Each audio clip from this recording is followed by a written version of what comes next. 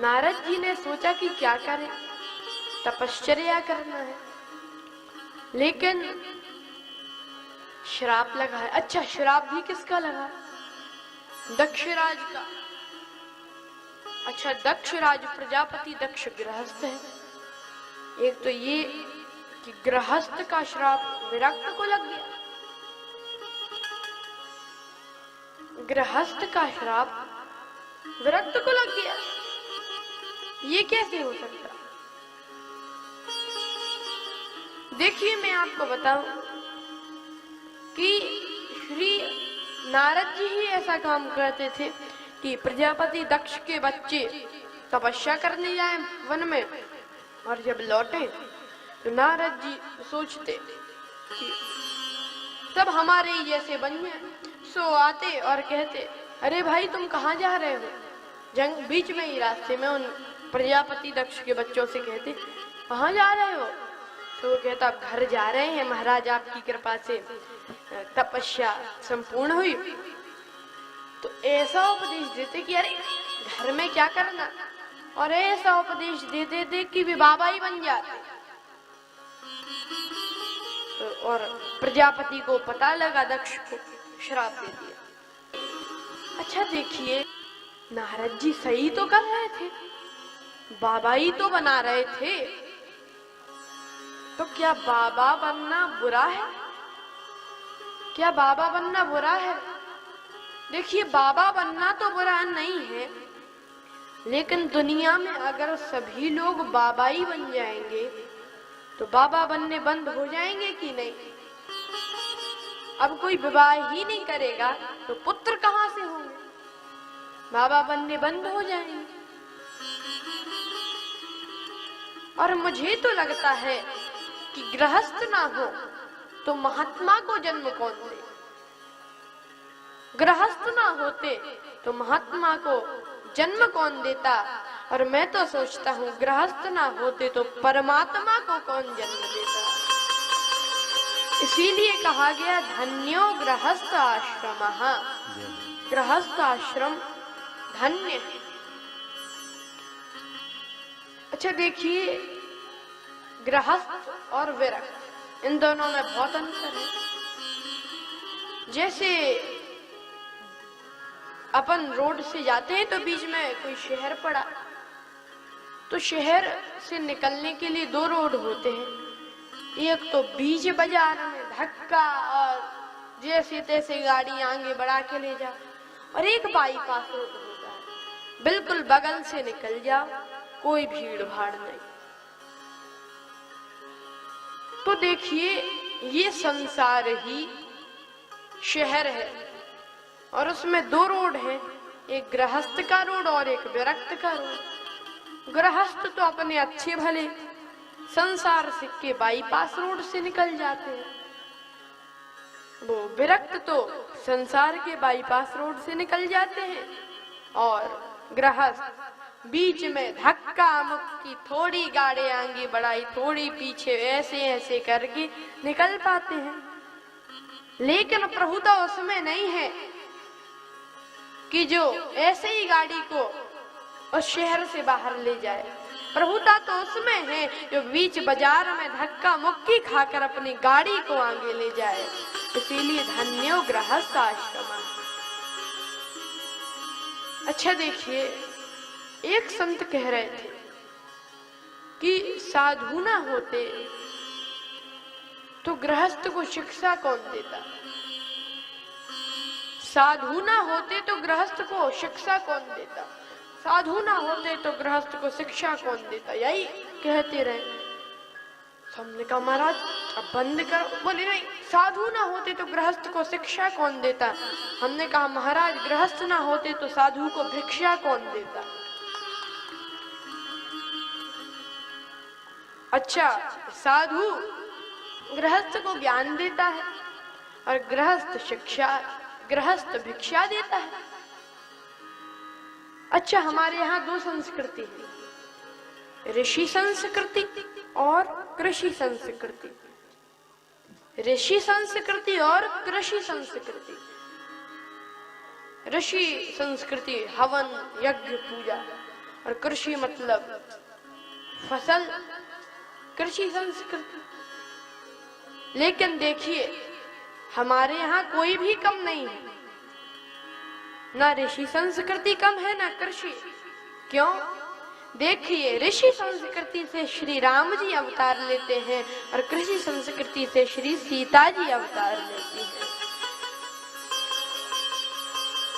तो मैं आपको बता रहा था कि बाबा बनने तो बंदे ही हो जाएंगे, इसीलिए दक्ष राजा ने श्राप दे दिया कि आप एक पल से ज्यादा कहीं ठहर ही नहीं सकते। तो नारद जी को लगा बढ़िया, हमारे लिए तो ज्यादा जगह जाएंगे, ज्यादा लोगों को लाभ होगा। लेकिन अभी तक तो प्रसन्न थे, अब बहुत बुरा लगा कि क्या करें, भगवान का भजन करना है। तो नारद जी बैठ गए तप करने, होना हो जो हो जाए, लेकिन हम तो यहीं पर बैठे हैं और तपस्या शुरू कर दी। आहा हा। लेकिन भगवान की माया इतनी प्रबल, जैसे ही नारद जी तपस्या करने बैठे, बोले राम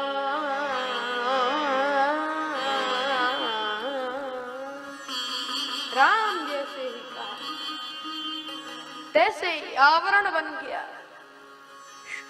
सुमिरत हरि ही श्राप गति बाधी, सुमिरत हरि ही श्राप गति बाधी, सुमिरत श्राप गति बाधी, सुमिरत हरि गति बाधी। सहज विमल मन लागी समाधि, सहज विमल मन लागी समाधि, सुमिरत हरि राम गति बाधी, सुमिरत हरि राम गति बाधी। सीमा की चाप सकई को तासु, सीमा की चाप सकई को तासु, बड़ रखवार रमापति जासु, बड़ रखवार रमापति जासु।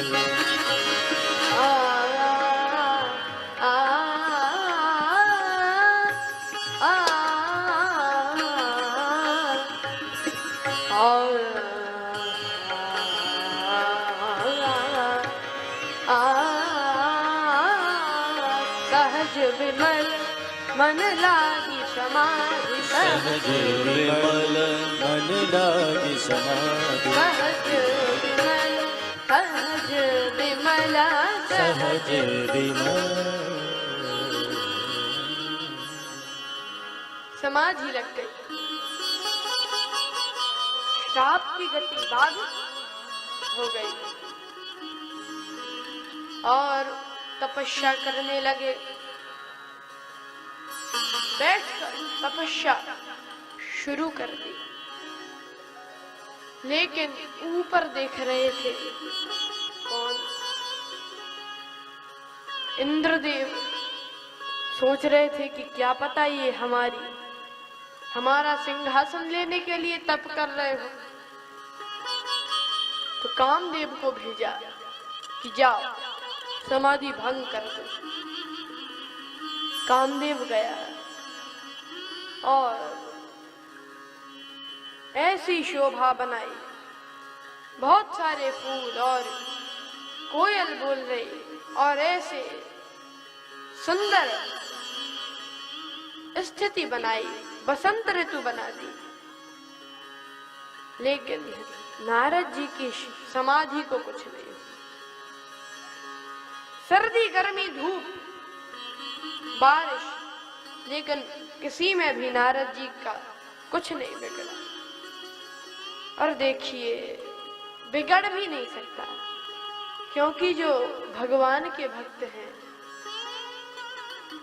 प्रभु जगन्नाथ का भक्त जगत से हार नहीं सकता। भगवान का भक्त। अच्छा देखिए,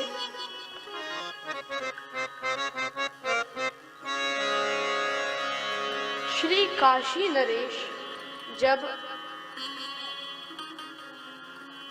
श्री तुलसीदास जी के पास गए तो बोले कि बाबा मेरी रक्षा करो। क्यों? मुझे मार्केश लग गया है, पूरे 9 के 9 ग्रह प्रतिकूल हो गए। मार्केश मतलब जब 9 ग्रह प्रतिकूल हो जाते हैं तब उसका मरना बिल्कुल निश्चित है। तो काशी नरेश बोले कि बाबा मुझे मार्केश लग गया है। तो श्री तुलसीदास जी बोले कि अच्छा। तो काशी नरेश ने कहा कि बाबा क्या इन 9 ग्रहों से ऊपर भी कोई है? क्या इन 9 ग्रहों के कोई परे है? तो तुलसीदास जी ने कहा हाँ, 9 ग्रहों के ऊपर भी है भगवान का अनुग्रह। अगर भगवान का अनुग्रह हो तो ये 9 के 9 ग्रह क्या करें? और उन्होंने एक पद ही सुना दिया, श्री जानकी नाथ सहाय करे तब जानकी नाथ सहाय करे जब कौन बिगाड़ करे नर तेरा जानकी नाथ सहाय करे जब कौन बिगाड़ करे नर तेरो जानकी नाथ सहाय। सूरज मंगल सोम भृगु सुत सोम भृगु सुत बुध और गुरु वरदायक तेरा। बुध और गुरु वरदायक तेरो। राहु राहु केतु की नहीं गम्यता, संग शनीचर होत सवेरा सवेरा जानकी नाथ सहाय करे जब कौन बिगाड़ करे नर तेरो जानकी नाथ सहाय। जानकी नाथ सहाय नाथ सहाय नाथ सहाय। श्री जानकी नाथ सहाय। ऐसे ही श्री नारद जी